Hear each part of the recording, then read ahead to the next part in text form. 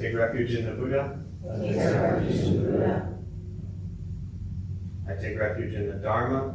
I take refuge in the Dharma. I take refuge in the Sangha. I take refuge in the Sangha. Keeping the palms joined.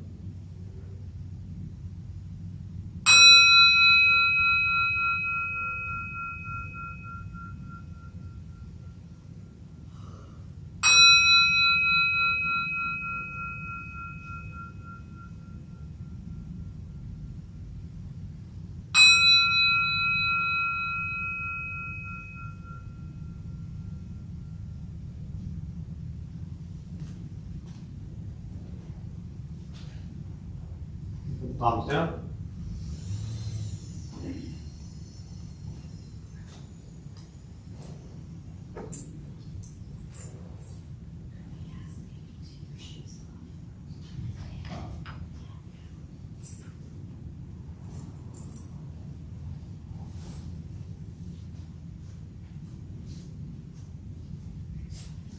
All right, good evening, everybody. Nice to see you all here. Thanks for showing up on this Tuesday evening. Anyone here for the first time?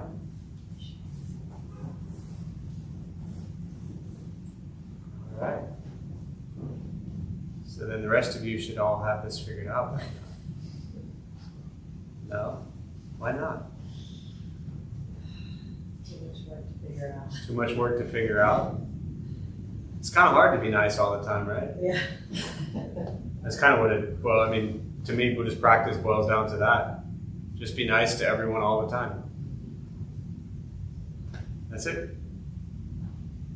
You can all go home now. All we're going to explore day in and day out, week in and week out, month in, year out, life in, life out, if you're into all that. It's just how to be nice to people. If you look at the Buddhist teachings, there's a common expression. They say he taught the same thing 84,000 different ways for 45 years. And in essence, everything he taught was all about being nice to everybody. But the funny thing about Buddhism is, people come to it most likely later in life, and other stuff didn't work out, and other religions, and other spiritual paths, and other therapies, and other whatever didn't work out. They're like, oh, Google, help. Meditation, Buddhism, and then you end up here, or wherever you end up. And then you begin to look at Buddhist teachings and you realize that it's super simple. But we tend to complicate it with, different cultures and fancy words and different types of Buddhism, different monks and nuns and lamas and all that stuff. And what happens is people often get lost in kind of the trappings of all of that. As if all that stuff means something. And it's cool and it's fun and it's exciting. It's something kind of neat to learn about, but at the end of the day, all the teachings point to the simple fact of just learn to be nice to yourself and everybody else. So in reality, when we look at the heart of Buddhist teachings, I promise you probably will never learn anything that you haven't already been taught before that's going to actually make a difference in your life. The hardest part is what? Doing it. And so for me, that's why we continue to show up, we continue to practice, we continue to sit, we continue to explore some of the 84,000 different ways that all this stuff has been said, and trying to motivate and inspire ourselves and others to just be kind. And usually, first and foremost, the hardest thing for most people is to be kind where? Or to whom? Yourself. It's the hardest part. But don't give up. Keep working at it. To those joining virtually, welcome. Glad you're here. Thanks for showing up. Feel free to say hello as you are. There's a chat box somewhere on your screen there. So we'll start with the meditation practice. A couple things to tell you before we begin. Nothing's going to happen to you. You're not going to float away. You're not going to have any mystical, magical experiences. The mind that races all day long is not going to shut off. Don't judge your practice, meaning don't ask yourself, is this working or not working? Are you doing it right or wrong? We're just going to sit, we're going to breathe. You'll hear sounds inside, sounds outside. This is life. Life is filled with chaos, and this practice is learning to get quiet and still within all of the chaos.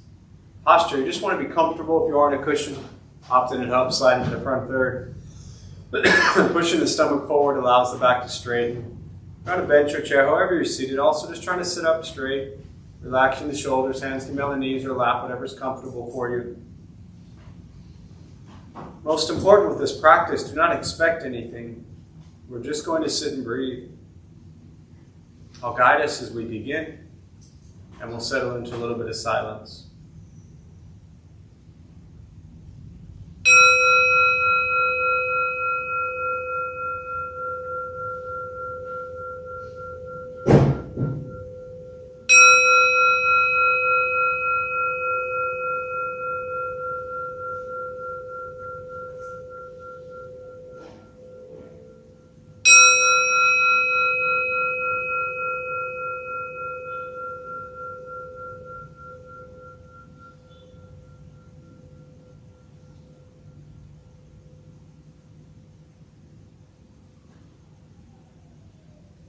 Starting with the eyes closed if comfortable, or slightly open. Mouth is open or closed.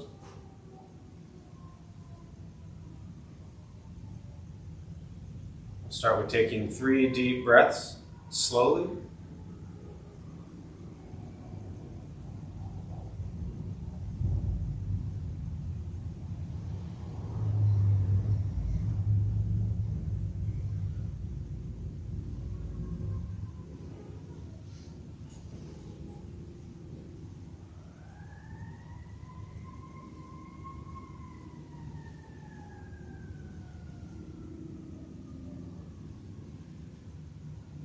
And eventually, settle into a natural rhythm of the breath.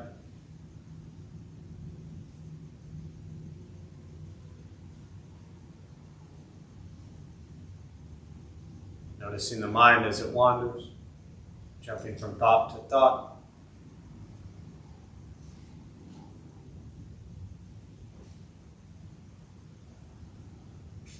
Start with gently guiding the attention, focus to the stomach or chest.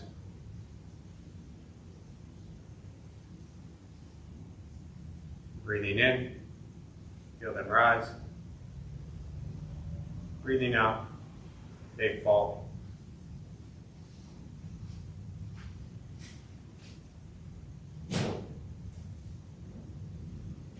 Simply continue this practice, observing sensation of breath.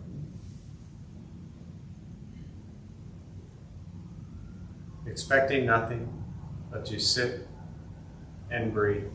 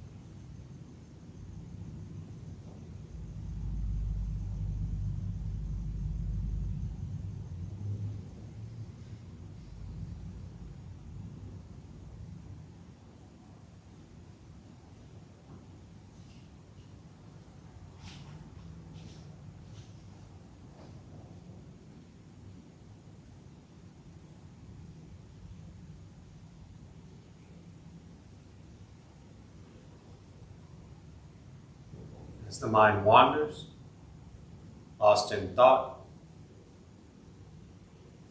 recognize it.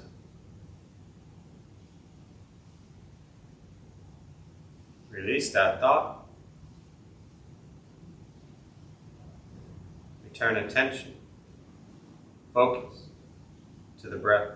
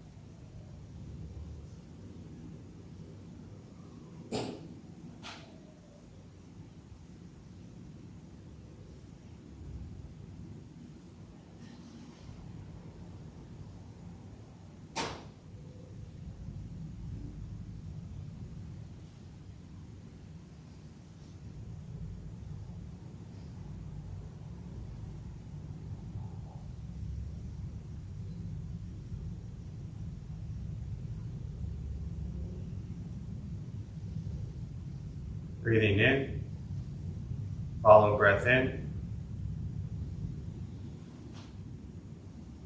Breathing out, follow breath out.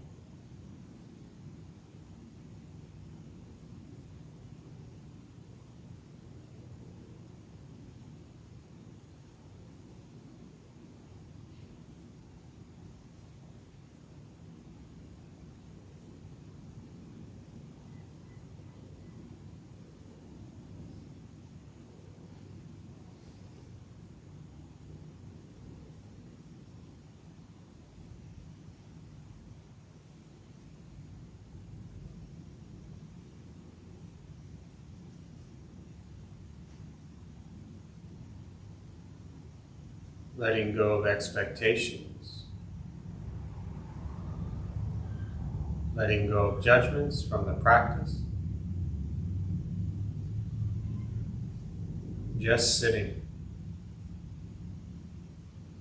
breathing.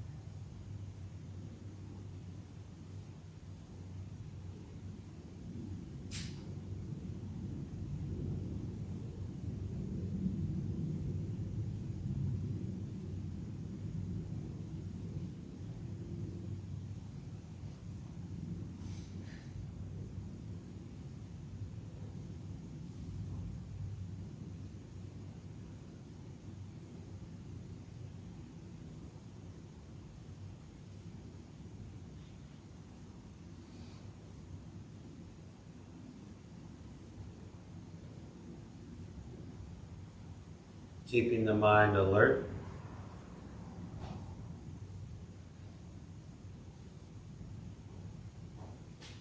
Aware of each sound.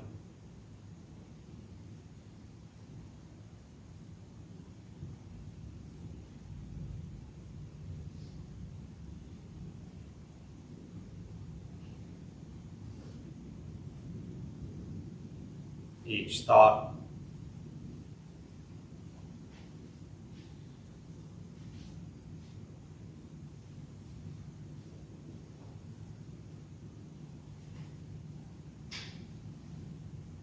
Each physical sensation.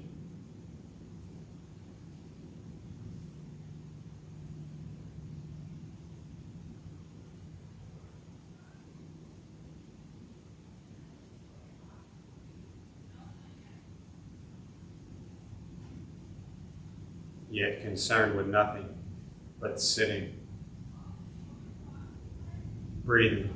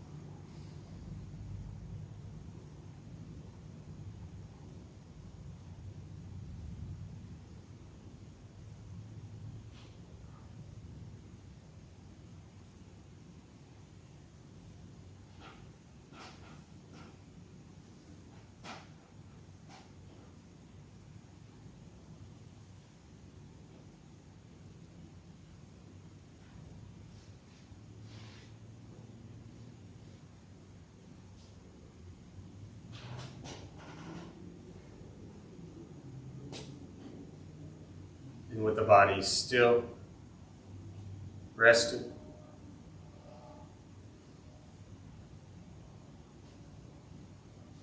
and the speech quiet, aware of all sounds.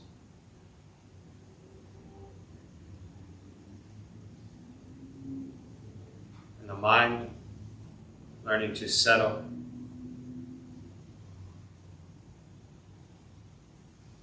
Know what it's like to just sit and breathe.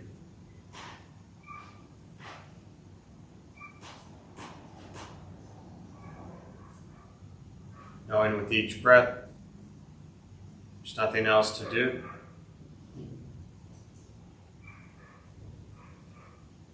Nowhere else to go.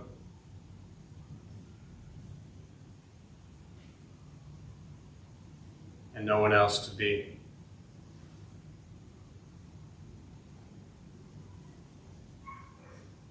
Everything beautiful, exactly as it is. Sitting, breathing.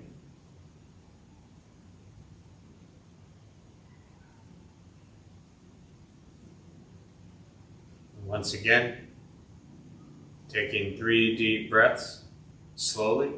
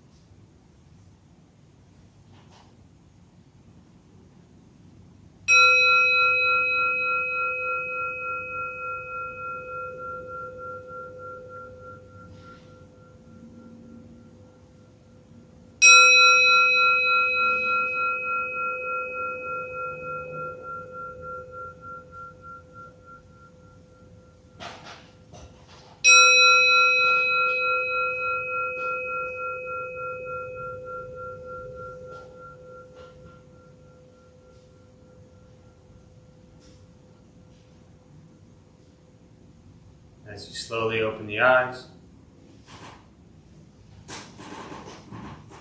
slowly beginning to move. And most important, the practice of meditation is to recognize how you feel now, immediately after.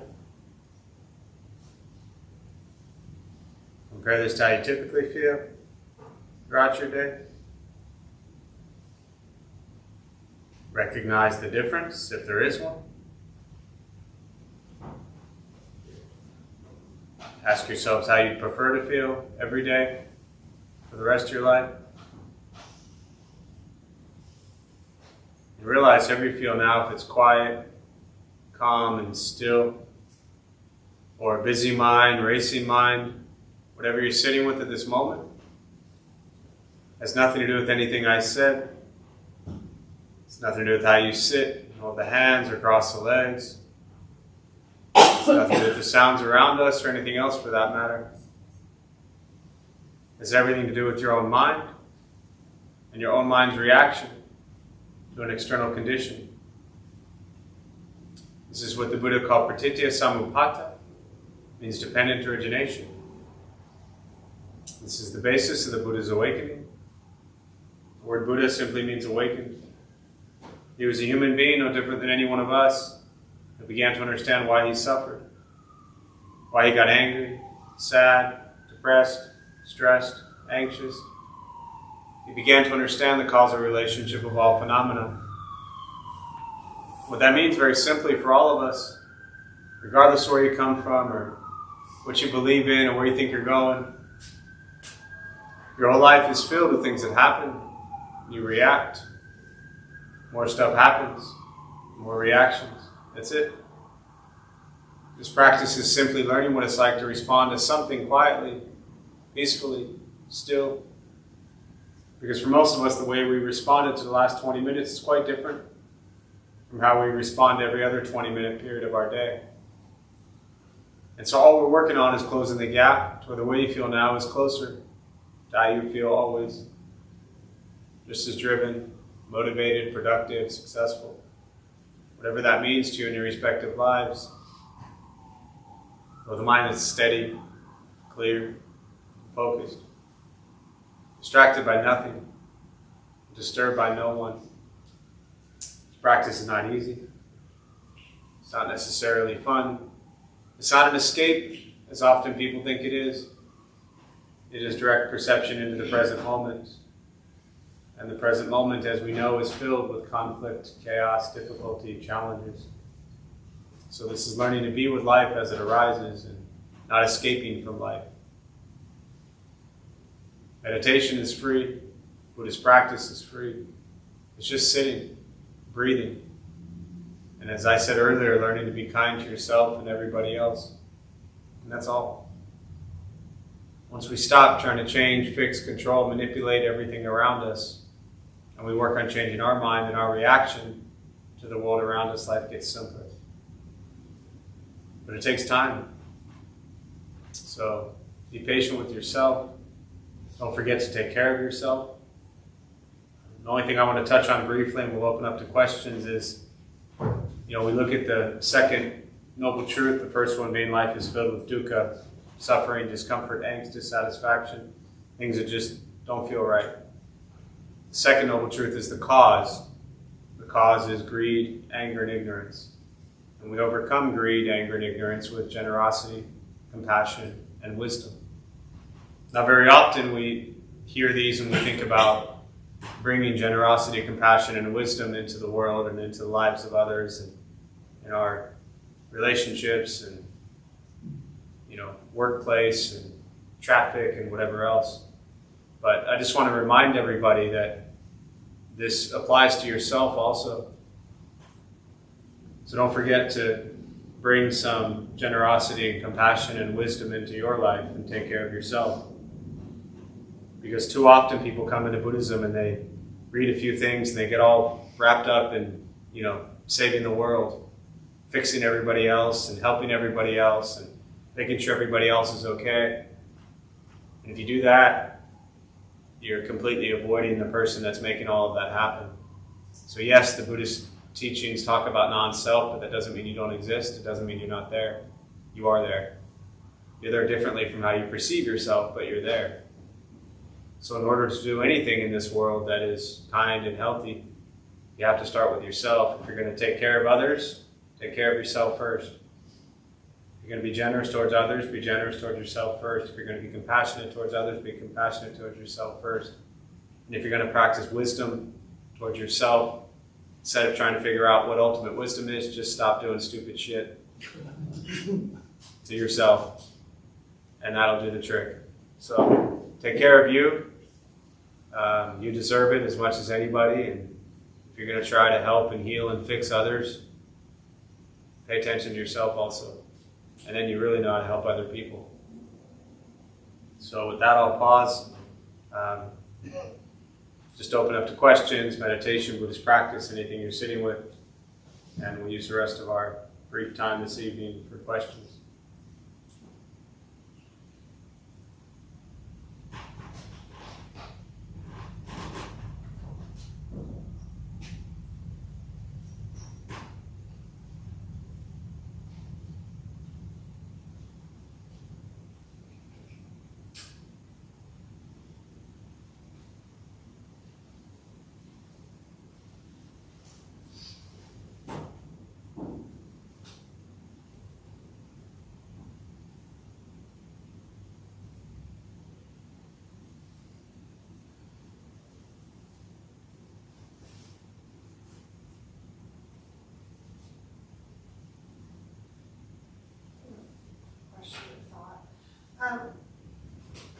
I noticed that I'm not being compassionate toward myself.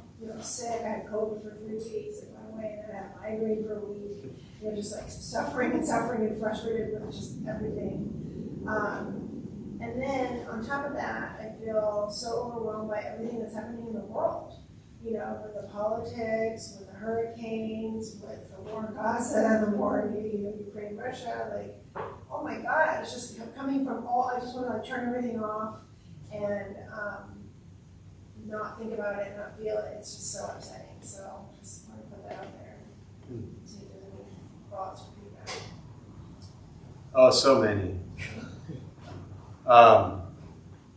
Two things. One, I'm glad you are feeling better, that you've managed to get through COVID and migraines just to be left with everything else you just shared. So that's great. And two, I'm pointing this out only because I like humor and I want to share the humor with you all here tonight. There was a question that came in online, I don't know, probably 20 minutes ago, but instead of going to it right away, one of my favorite moments, every so often I share with everybody this, so I'm giving away my secrets, but one of my absolute favorite moments of leading these classes is when I first opened up to questions, and that pause, that silence, and everybody starts to get uncomfortable, and they start to look around. They don't want to look at me. They look down, they look up, they move, they fidget. And that moment of people being completely uncomfortable is literally my favorite moment in the entire hour. Because it goes to show you that, like, you're just sitting here doing absolutely nothing.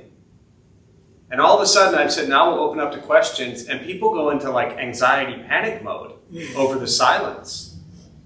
That moment right there is where you can actually see your mind working. Nobody owes anyone a question. I'll come back to your question, but this is super important, and I'll actually answer the question on mine too. No, when I say we'll open up to questions, nobody owes a question. Nobody. You don't owe me a question. You don't owe the class a question. You don't owe anything. But for some reason, so many people get so uncomfortable during those first 30 seconds to a minute, and the longer it goes, oh, it's great. And then usually somebody gives in and they're just like, fine, I'll ask a question because I can't handle this anymore. Was that you or no? Honestly? No. You were good? Yeah, okay. I was aware of the silence, and I had that thought, like, God, what would it be like if nobody had questions? And then I said, it would be okay. Right, great, and beautiful. I want to be respectful of the time, and I don't want to overtalk, so. Totally. Great. So you were not the person I was referring to that moment, but very often that happens. Somebody just sits there, is like, I can't handle the silence anymore, and they raise their hand without even a question in mind, but they just want to break the silence because they're in panic mode, right? Learn to be in that moment of discomfort. It's just silence. It's okay. Right? So back to your question. So here's the thing, and I'll start by saying this, your question around getting through COVID, getting through the migraine, starting to feel healthy a little bit, and then you look at everything in the world, the political climate, the wars, the hurricanes. And what I'm going to say first, I'm not downplaying any of that, but I want to start with this. There has always been these types of things going on for our entire lives. There always will be. There always has been. They will change.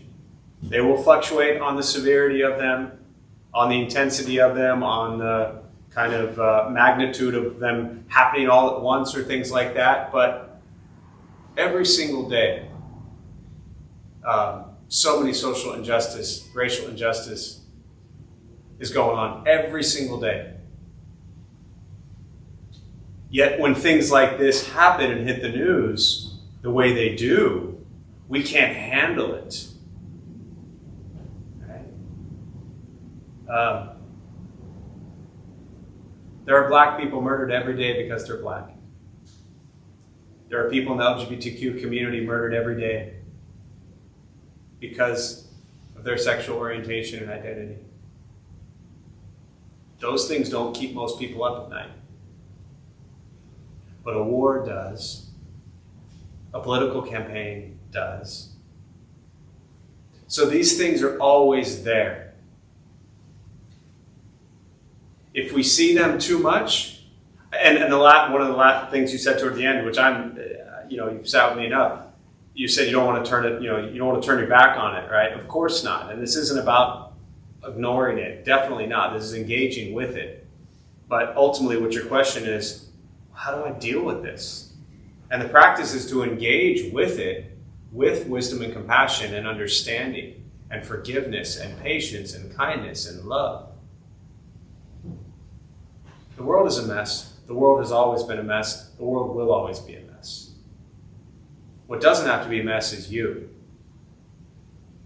You don't, again, I don't, this isn't towards you specifically because everyone has different, kind of patterns of watching news and social media and things like that. But somebody a couple years ago around similar stuff said, I'll never forget, they said, the news just destroys me. What do I do? I looked at them and I said, stop watching it. And I'm not suggesting that you don't look at what's going on in the world. But you could check in with what's going on in the world in probably 20, 30 minutes and know everything, or know enough. If you're watching it 3-4 hours a day, that's a lot. And if you can watch the news 3-4 hours a day on social media and listen to everybody's rants on it and be healthy and okay, then beautiful. But if you can't, if it's 4 hours a day, cut it down to 2. If it's 2 hours a day, cut it down to 1. 1 hour a day, cut it down to 30 minutes. You could Google the highlights of everything you mentioned and be up to speed in 10 minutes, truly.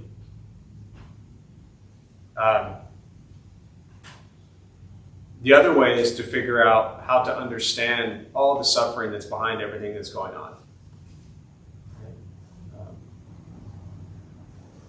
We don't talk politics here, we don't talk religion here. Those are the two things that make the Dharma Bum Temple so great, right? I might be a little biased. But from a political standpoint, you have 2 campaigns, and you have millions and millions and millions of people that support both. Yet all the hatred goes towards 1, 2. Years ago, and this shocked people, roughly 8 years ago, you can all do the math, and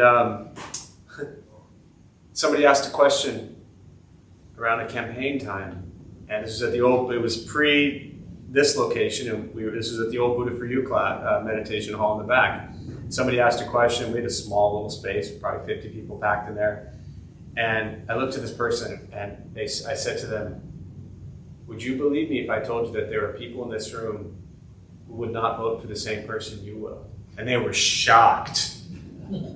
They just assumed that because they went to a Buddhist meditation thing that they all had the same views. Everybody in these rooms have different views. Can you love them and respect them and get along with them?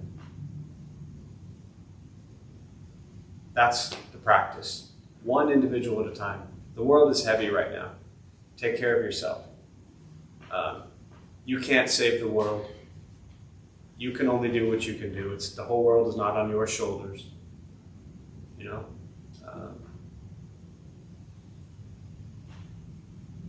Nothing is on your shoulders except your head. Take care of that. Any follow-up to that before I go back to the online question? I don't want to leave poor Jamie hanging there. I just don't want to ramble in a different direction if anyone wanted to follow up on that.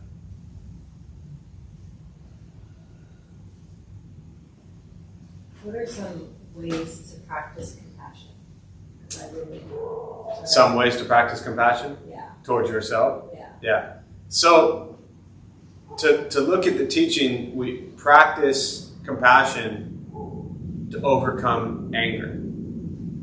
So, for me, always, if I look at, and I might get a little more specific in a minute, but if I look at, we practice, the cause of our suffering is greed, so the practice is generosity. The cause of our suffering is anger, so the practice is compassion. The cause of our suffering is ignorance, so the practice is wisdom. For me, it starts with doing the cause less. So if I'm being incredibly greedy with time or attention or material things, whatever it might be, do those less. By default, I'm actually practicing generosity. If I'm being incredibly ignorant, then if I'm less ignorant, or as I always say, do less stupid things, then by default I'm practicing wisdom.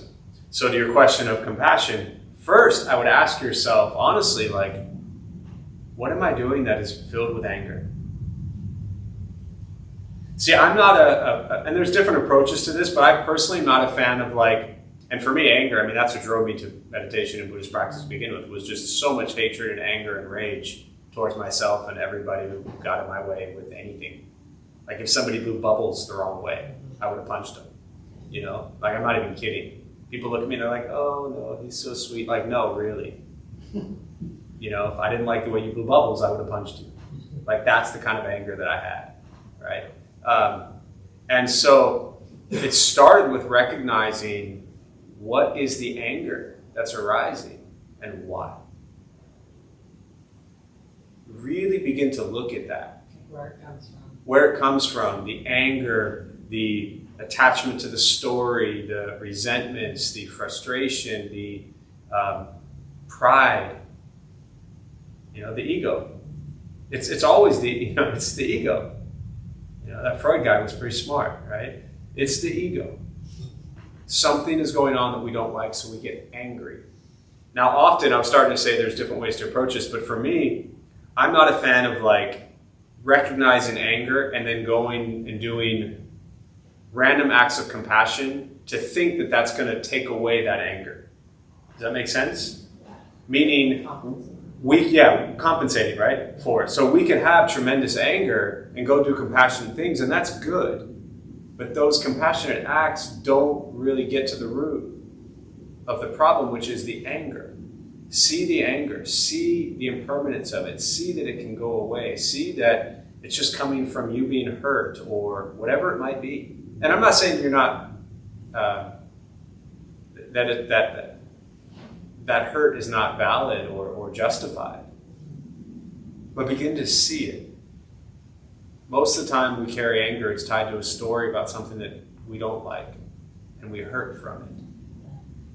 And we hurt from it very often tied to what somebody else may have done or to someone else or towards us. So in that situation, then the practice is to have compassion for the individuals that may have caused harm to us or towards others that created our anger.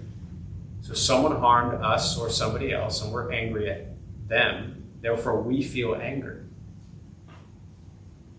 So compassion towards the other individuals helps diminish some of that anger. Understanding that, and I'm not trying to, actually I won't even say it, but understanding that having compassion for the others, what I was going to say was understanding that people have the right to blow bubbles any way they want. I almost didn't say it because I don't want to draw a parallel to that and actually terrible, traumatic things. I don't want to equate those two. But people do harmful things because they're suffering. So see that. And then the second part to that of having compassion towards yourself very often has a lot to do with kind of this idea that maybe we should have known better, or that it's our fault, or we should have done something differently, or we shouldn't have been there. There's very often a story tied to our anger about what we should have done differently. And we can't change that. I mean, you know how many things in my life I wish I had done differently? And if I stay stuck there, I'll spend the rest of my life hating myself for things I should have done differently.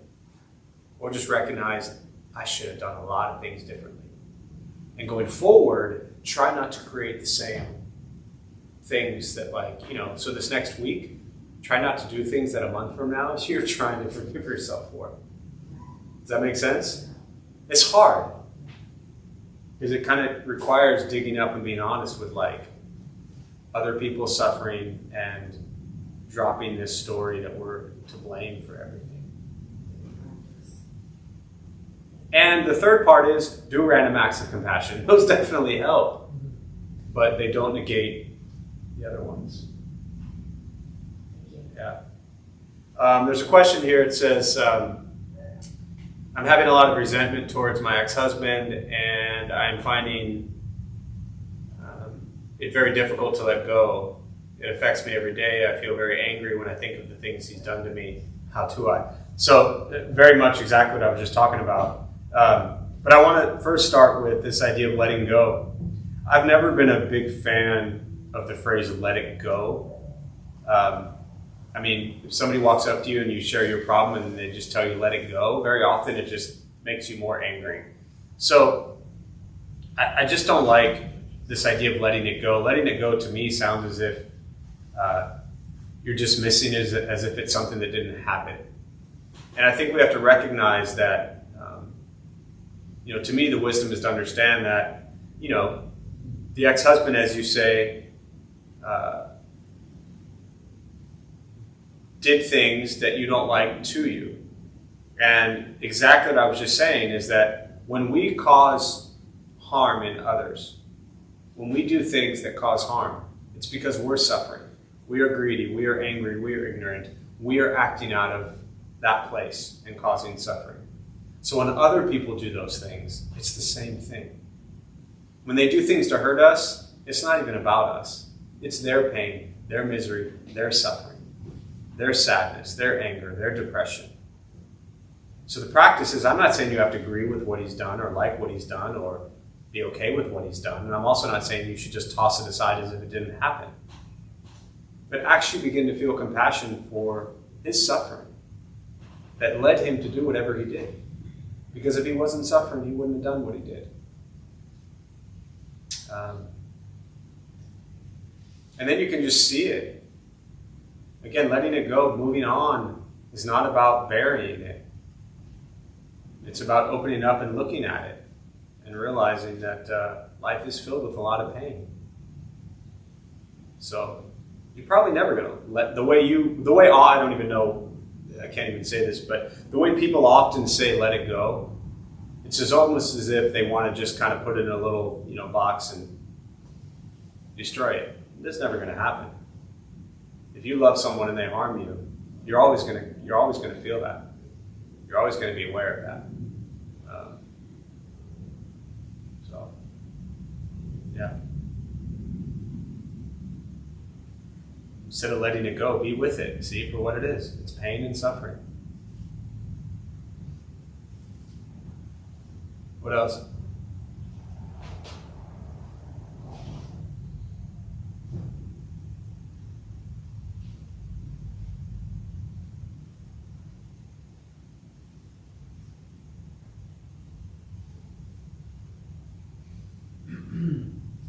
Other than anger, like anxiety, what do you do with that? What do you do with anxiety? Is that your question? Yeah, or the activation of, let's say, the nervous system or connecting with your body. Yeah, I think the idea of anxiety, all of these emotions, which are, again, real and valid and things we're experiencing, two things. One, I think it helps, if possible, to look at Buddhist teachings on impermanence and understand that it can and will go away. And very often when we're feeling anxiety, just the simple knowledge, the awareness that this won't stay forever can be helpful. Again, it just depends on the extreme of it and, full-blown panic attack to just a little bit of fear and everywhere in between. But knowing that your anxiety can and will go away and change, or maybe increase and get worse, and then decrease and get better, knowing that it'll always change, I find to be a helpful tool. The second thing is to understand that, for the most part, anxiety is deeply rooted to fear and this idea of control, of wanting things to go a certain way, and afraid that we can't control it to go that way. So we get anxious. And ultimately, meditation, Buddhist practice is not about having control over anything outside of us. And it's about being fearless and embracing life as it arises.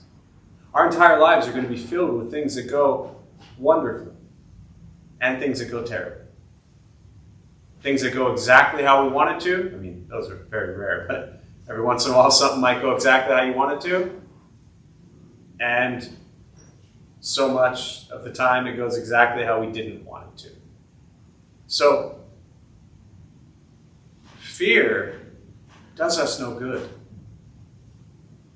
I heard an expression a while back, said something to the effect of, if you're afraid of something, if you're afraid of something, and there is something you can do about it, then you do it. There's nothing to be afraid of. If you're afraid of something, and there's nothing you can do about it, then there's nothing you can do about it. So why be afraid of it? Face it. Be with it. Whatever it is. But the anxiety over it doesn't help. Life will crush you. And it will absolutely also thrill you. So we have to be with the pain and the anxiety and the fear and the anger as much as the joy and happiness and love and all those things too. Be with both of them. But the crazy stream of emotions of anxiety and depression and sadness and joy and excitement, all this, it's just a roller coaster of emotions. To me, Buddhist practice is like, our life is a roller coaster. And to me, Buddhist practice is like the kiddie ride at Disneyland. It's super slow, it's super boring, nobody gets hurt. I mean, I'm sure somewhere some kid got hurt, but, that's because the 3-year-old jumped off the little ride or something. But to me, this path is the slow ride at Disneyland. And a lot safer that way. And apparently meditation helps for anxiety also, I've heard that. But I look at meditation not so much as a way to, like, when you're having anxiety, you can take some deep breaths and kind of breathe through it. But I still see meditation more as a preventative way. Like short term, you're feeling panic, you're feeling anxiety, take some deep breaths, try to calm down, ground yourself. Look at a calming picture, a flower, a candle, kind of ground yourself in the present moment. But long term, cultivating a daily meditation practice really helps anxiety from arising. Because you begin to experience life as it arises. If you experience life as it arises, there is no room for anxiety. There's no room for fear. There's just life. That's it. Every moment things happen. Like literally every moment there are things happening. To me, that's what Buddhism is. Every moment things are happening. And I don't have to let them destroy me. I also don't have to ignore them. If I don't like things in the world, then I'm going to work my ass off to change them. That's what engaged Buddhism is to engage in the world and create change. Change for the better. Change for a kinder and compassionate world. Not to turn our backs on all the hatred and ignorance that's out there. But to do all that without being attached to the anger that might come along with it based on other people's madness. So, I think I'll close on that unless anyone has anything they want to share or ask or say before we wrap up.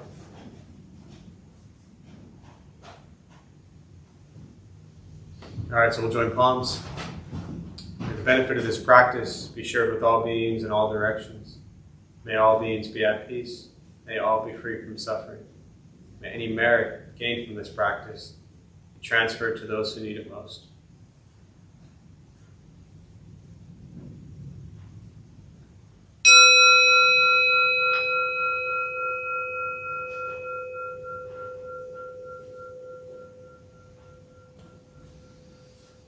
All right, so we'll have, before you all head out, a few quick announcements from our Dharma Bum host, Anna.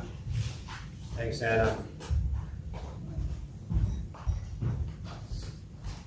Hello, everyone. I'm tonight's host, Anna. We opened the Dharma Bum Temple 18 years ago to introduce Buddhist practice to those who show up. Those who lead are not nuns, monks, gurus, masters, or teachers, and are not looking for students. They are simply practitioners sharing their interpretation of the practice. Every night we have different classes led by different people from various Buddhist traditions.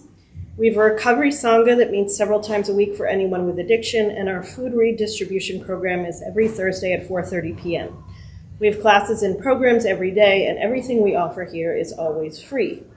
The full schedule is on our website and also posted in the entryway above the shoe rack. We have a lending library. If you see a book you like, feel free to borrow it, then bring it back whenever you are done with it. Please straighten your seat or cushion before you head out. If a few people could stay to close and latch the windows, that would be helpful. Thank you for being here. We wish you well and hope to see you all again. Thanks, Anna. And one more announcement. Sorry, I forgot. Tomorrow night, Bob will finish up for the rest of the year the Wednesday night series he's been doing. And then the following week, Alex has been Dharma Bum since the very beginning days. He's going to come and tell the life story of the Buddha. That'll be not tomorrow night, but a week from tomorrow night. And then every Wednesday night going forward, we'll have a guest speaker. The following one after that will be Brother Michael, who was a monk at Deer Park Monastery for about 10 years. So just kind of check the schedule for Wednesday nights as we have some really cool stuff coming up. So thank you all. Awesome, thank you.